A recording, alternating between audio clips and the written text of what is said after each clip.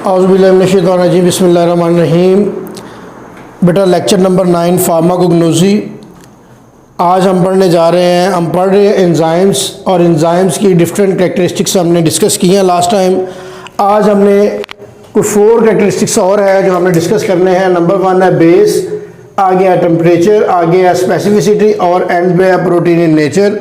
1 bye 1 हम पहले book में पढ़ लेते हैं, फिर इंशाल्लाह साथ साथ हम एक्सप्लेन भी कर लेते हैं। तो सबसे पहले जो है वो है बेस। बेस क्या करती है? Deactivates the enzymes that act at acidic pH, जैसे कि पेप्सन जो है एट अल्काइन पीएच इट विल डिस्ट्रॉय। अब अगर आपकी जो बेस है वो एसिडिक इन नेचर है और उसके ऊपर आप अल्काइन जो है उसको सबस्ट्रेट दे दें या माहौल दे दें तो वो क्या हो जाएगी? डिस्ट्रॉय हो जाएगी। एसिडिक पीएच के ऊपर एसिडिक होना बहुत ज़रूरी है, बेसिक पीएच के ऊपर बेसिक होना बहुत ज़रूरी है। बेस जिस मीडियम की होगी अगर वो उस तरह होगी तो जो एंजाइम है वो एक्ट करेगा, अदरवाइज एंजाइम एक्ट नहीं करेगा। आगे टेम्परेचर। आपको पता है हमारा जो बॉडी टेम्परेचर है आमतौर पर 35 to 40 के दरमियान वेरी करता है। 37 जो है वो नॉर्मल हमारा बॉडी का टेम्परेचर है।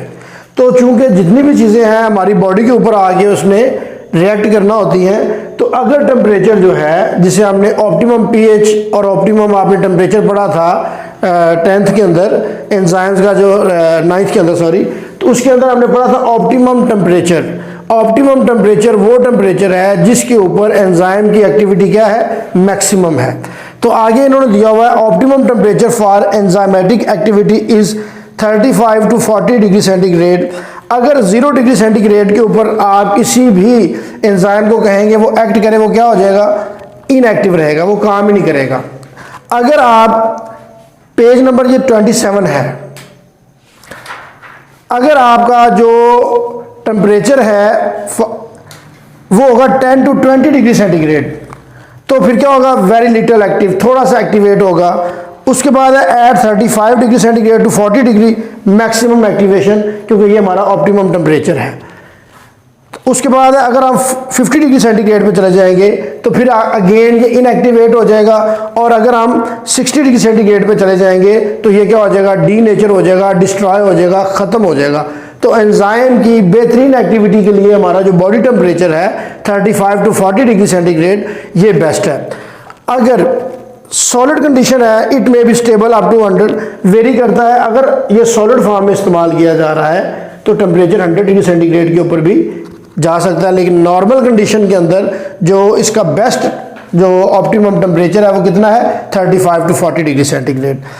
उसके बाद है बेटा स्पेसिफिसिटी। जैसा कि हमारा घर का तौला है ना और चाबियां हैं गाड़ी की या घर की, तो सेम नज़र आती हैं, लेकिन स्पेसिफिकली अगर एक चाबी को किसी दूसरे ताले में डालेंगे तो वो अंदर तो चली जाएगी लेकिन वर्क नहीं करेगा।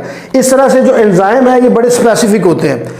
पेप्सिन जो है ये जाके लिपिड पे काम नहीं करेगा, ट्रिप्सन जो है जाके उस पर काम नहीं करेगा, लाइगेज जाके जो है वो प्रोटीन पे काम नहीं करेगा।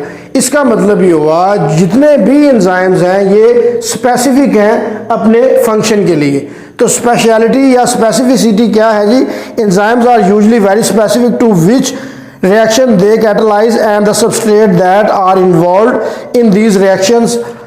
आगे है protein in nature in general with the exception of जो हमारे पास राइबोसोम्स हैं which are few RNA molecules with enzymatic activities. All enzymes are protein nature with large molecular weight. Protein ये हम पढ़ चुके हैं कि एंजाइम किससे मिलकर बने हुए हैं? प्रोटीन से मिलकर बने हुए हैं। अगर जे इसमें दूसरी प्रोटीन भी आ जाती हैं, को एंजाइम्स भी आ जाते हैं, लेकिन जो मेजर बॉडी पोर्शन है वो किससे बना हुआ है? प्रोटीन का बना हुआ है। आपने अब ये चीज़ें जो रिकॉल करनी है कि इनकी बेस जिस किस्म की होगी वैसा एंजाइम उस पर रिएक्ट करेगा। टेम्परेचर बॉडी टेम्परेचर या रूम टेम्परेचर या ऑप्टिमम टेम्परेचर 35 to 40 डिग्री है, उस पर यह काम करेगा। स्पेसिफिसिटी, हर एंजाइम अपने रिएक्शन के लिए क्या है? स्पेसिफिक है। हर एंजाइम जो है स्पेशलिटी है उसकी, स्पेसिफिसिटी है कि वो हर एक पे काम नहीं करता, वो स्पेसिफिक रिएक्शन के लिए स्पेसिफिक होता है। उसके बाद है कि इनकी जो नेचर है वो क्या है, प्रोटीन से मिलके बने होते हैं, बल्कि वेट जो है, जब मेजर पोर्शन जो है एंजाइम्स का वो किससे मिलके बना हुआ है, प्रोटीन से बना हुआ है। ये चारों चीज़ें याद रहेंगी आपको।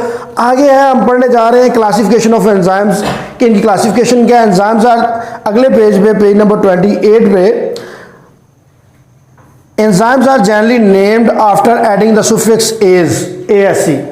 कोई भी एंजाइम्स आप पढ़ेंगे उसके एंड पे लाइगेज, पेप्सिनोजिनेज, एज आएगा, ठीक है। तो एज क्या है ये हमें पता चल जाएगा कि ये क्या है, सबस्ट्रेट से अलग चीज़ है और ये क्या है, एंजाइम है। ओके, जैसा कि enzymes acting on nucleic acid, nucleic acid पे जो काम करेगा, एसिड काट दें, न्यूक्लिक के एंड पे एज लगा दें तो क्या हो जाएगा, न्यूक्लिएज। न्यूक्लिएज आएगा हमारे फौरन में आ जाएगा, ये कहाँ काम करेगा, जाके न्यूक्लिक एसिड पे काम करेगा।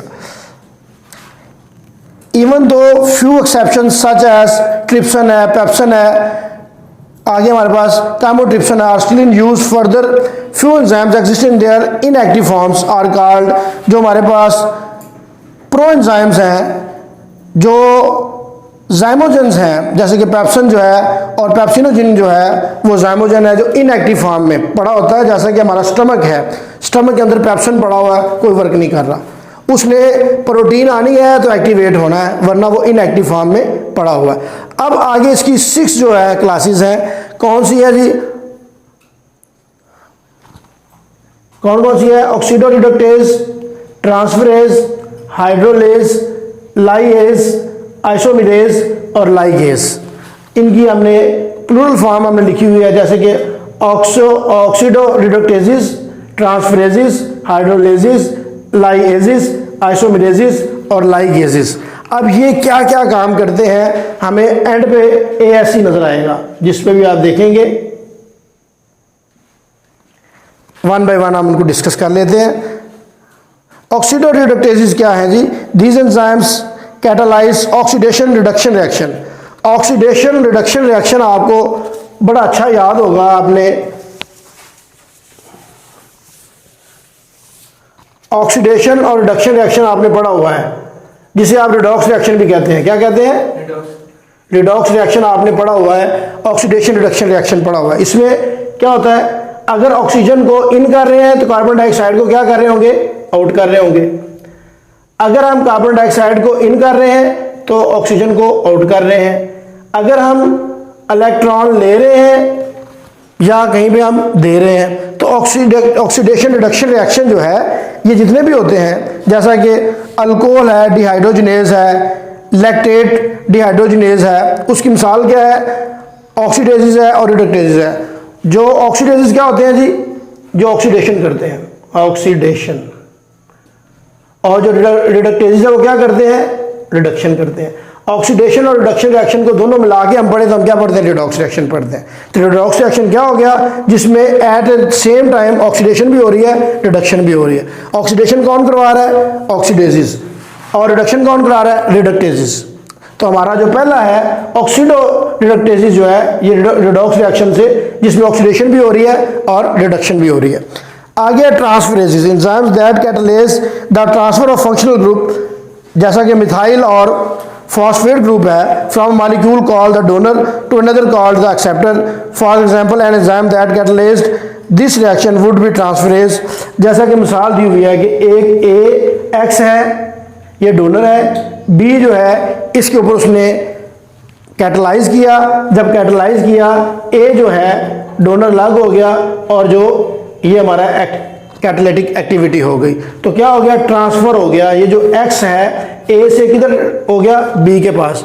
तो किसने किया, ये किया ट्रांसफरेज ने।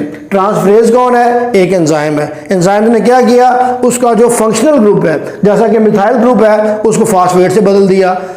तो ये उसकी एक मिसाल है, ये आपने ज़हन में रखनी है। In this example, A would be donor and B would be the acceptor. The donor is often a coenzyme. Enzymes और कोएंजाइम्स भी आपने पढ़ा हुआ पीछे कि एंजाइम के साथ जो हेल्प करता है, जो हेल्पर होता है बाज़ रिएक्शन में, उसको हम कोएंजाइम कहते हैं। और कोएंजाइम हमेशा नहीं तो ज़्यादातर क्या होता है, नॉन प्रोटीन पार्ट होता है, क्योंकि हमने ये पढ़ा हुआ है जो एंजाइम है ये किससे बना होता है, प्रोटीन इन नेचर है। जहाँ पे नॉन प्रोटीन पार्ट की ज़रूरत पड़ जाती है तो उसके लिए कोएंजाइम्स यूज़ होता है, और ये क्या है, नॉन प्रोटीन पार्ट है। ये हमें क्लियर हो गया जी। These are many types of transferases, some जो इंपॉर्टेंट कौन कौन से हैं जी। ट्रांसअमाइनेजेस, आगे हमारे पास फास्फोट्रांसफरेजेस, ट्रांसमिथाइलेजेस और ट्रांसपेप्टाइडेजेस। आपको पता है पेप्टाइड कहाँ होता है जी, प्रोटीन में। पेप्टाइड बॉन्ड आपने पढ़ा हुआ है, तो प्रोटीन में ये काम हो गया। मिथाइल को अलग करने के लिए जो यूज़ होगा मिथाइल अमाइलेजेस हो जाएगा। तो ये है। आगे है हाइड्रोलेजिस। हाइड्रो का मतलब क्या होता है, वाटर। हाइड्रोजन आपको पता, हाइड्रोलिसिस भी आपने पढ़ा, हाइड्रोलिसिस पढ़ा है, इसको पढ़ लेते हैं जी। These enzymes catalyse, hydrolysis, pepsin है, ट्रिप्सन है, they have many sub groups. सब इंपॉर्टेंट कौन कौन से हैं, कार्बोहाइड्रेसिस, आगे है अमाइनोहाइड्रेसिस और लिपिड्स हाइड्रोलाइजिंग एंजाइम्स। हमारे जो मेजर खुराक के अंदर जो चीज़ें पाई जाती हैं, जैसा कि आपको मैम पढ़ा रही हैं कि कार्बोहाइड्रेट्स, प्रोटीन्स, लिपिड्स, तो जो कार्बोहाइड्रेट्स पे अमल करेगा उसको क्या कहते हैं, कार्बोहाइड्रेसिस। जो प्रोटीन पे काम करेगा अमाइनोहाइड्रोलिसिस, और जो लिपिड्स पे काम करेगा लिपिड हाइड्रोलाइजिंग एंजाइम्स। ये उसकी मिसाल है जी। उसको तोड़ने के लिए हमें जो हाइड्रोलिसिस कराता है। आगे है लाइजेसिस, क्या है, enzymes that facilitate removal of small molecules from a large molecules. हिस्टाडीन, D carboxylase और कार्बोनिक एनहाइड्रेज, बड़े अंदर बड़ी चीज़ से छोटी चीज़ को, जैसा कि हमने डीऑक्सी मिसाल दी उन्होंने, हाइड्रोलिसिस की मिसाल है, डी कार्बोक्सिलेज है उसकी मिसाल दे दी हुई है हिस्टाडीन को अलग करने के लिए। आगे है isomerases, enzymes involve in isomerization of substrate, जैसा कि रेटिनल आइसोमेरेज है, उसको आइसोमर्स बनाने के लिए हमने पढ़ा, डिफरेंट आइसोमर्स भी पढ़ा हुआ। आइसोमेरिज्म में एक पूरा आपने केमिस्ट्री में टॉपिक पढ़ा होगा, तो उसके लिए ये इस्तेमाल होते हैं। आगे है ligases, enzymes involve in joining together two substrates, RNA synthesis है, ग्लूटामीन सिंथेसिस है, दो चीज़ों को मिलाने के लिए। लाइगेज का मतलब होता है मिलाने वाला, जोड़ने वाला, बॉन्ड देने वाला। आगे है जी फंक्शन क्या है इसके, जो आज हम उनके नाम याद कर लेते हैं, आगे नेक्स्ट लेक्चर में इसको डिटेल में जाएंगे। Enzymes plays a vital role in our daily life, they perform, कौन कौन से फंक्शन है जी, डिक्रीज इन एक्टिवेशन एनर्जी है, डाइजेशन है, चीज़ मेकिंग है, स्वीटनर है, एज डिटर्जेंट है, एज ड्रग है, फॉर कैंसर ट्रीटमेंट है, क्योरिंग डिजीज है, ब्लड क्लॉटिंग है, अल्कोहलिक बेवरेजेस में इस्तेमाल होते हैं और मीट टेंडराइजिंग में इस्तेमाल होते हैं। तो ये इसके थोड़े से क्या हैं, यूजेस हैं, जो हम इंशाल्लाह नेक्स्ट लेक्चर में पढ़ेंगे। आज जो हमने पढ़ा है, हमने कुछ कैरेक्टरिस्टिक्स पढ़े हैं, जिसमें बेस पढ़ा है हमने, टेम्परेचर पढ़ा है हमने, उसके बाद स्पेसिफिसिटी पढ़ा है हमने, और क्या पढ़ा है हमने, फोर्थ वन प्रोटीन नेचर पढ़ा है। उसके बाद हमने इसकी क्लासिफिकेशन 6 पढ़ी है, ऑक्सीडेशन रिडक्शन करवाने वाले, ट्रांसफरेज करने वाले, हाइड्रोलिसिस करने वाले, लाइगेसिस करने वाले, आइसोमेरिज्म कराने वाले और लाइगेसिस यानी जोड़ने वाले, इनके हमने नाम भी पढ़े, एग्जाम्पल्स भी पढ़ी हैं। इसकी अगर आपको समझ नहीं आए तो आप फीडबैक ले सकते हैं, और अगले लेक्चर में इंशाल्लाह फिर मिलते हैं। अल्लाह हाफिज़।